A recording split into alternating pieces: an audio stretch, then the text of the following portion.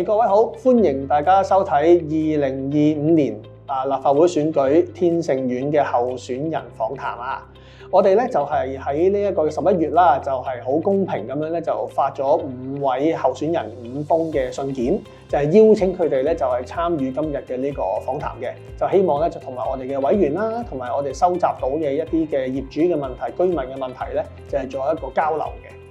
咁就好開心啦！咁今日呢個訪談咧就有1位候選人，就係會係出席我哋呢一個嘅活動啊！咁陣間咧就會同埋我哋做一啲嘅交流啦，同埋係可能會做一啲承諾咁樣嘅啊！咁呢度咧我哋咧就要做2個簡短嘅聲明先嘅。第一個聲明咧就係我哋今次天盛苑業主立案法團啦，喺呢一個嘅立法會選舉裡面嘅所有嘅關於宣傳嘅開支咧，都係冇動用到屋苑嘅1分錢嘅。呢個係第一個聲明。第二個聲明咧就係一個政府嘅聲明啦，因為今日係一個叫做立法會嘅宣傳嘅一個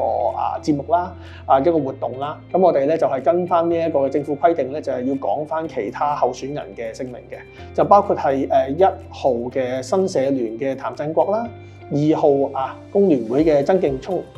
，3號咧就係獨立候選人岑浩傑啦，4號咧就係呢一個嘅廖志聰新民黨嘅，咁最後咧就係5號民建聯嘅呢個姚明。咁就我哋嘅節目咧就係可以準備開始噶啦。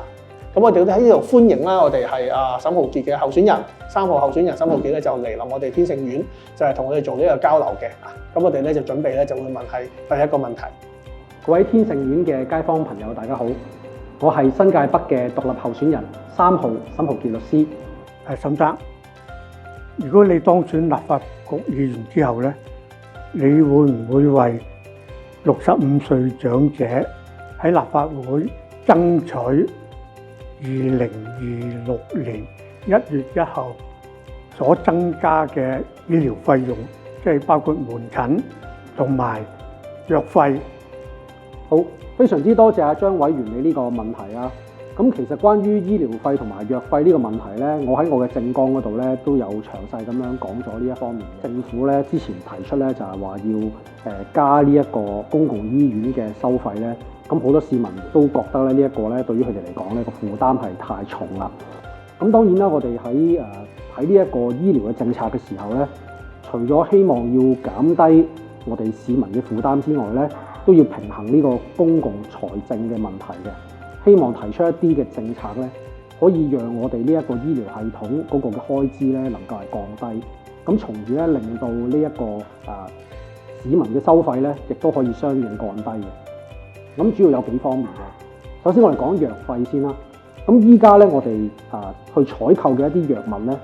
主要都係嚟自西方歐美一啲嘅國家，而呢一啲嘅藥咧，一般個價格咧都係比較貴嘅。咁但係其實喺近年咧，隨住我哋國家嗰個科技，特別喺藥業嗰個進步咧，其實咧我哋係出咗好多嘅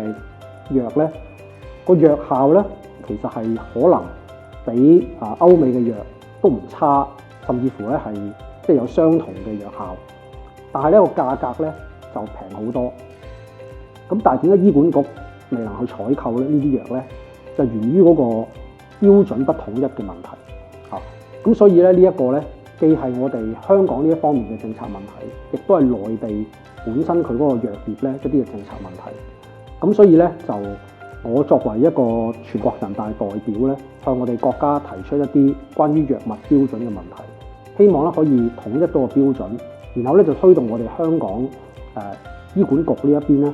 就多啲去採購一啲內地價廉物美嘅藥，咁咧就可以減低咧我哋喺藥呢一方面嘅成本。咁除此之外咧，另外一個成本咧就係我哋人力資源嘅成本。我哋現時咧面對咧就係我哋嘅醫療嘅人員咧個人手不足嘅問題。咁所以呢方面咧，我哋都希望咧喺日後咧可以推動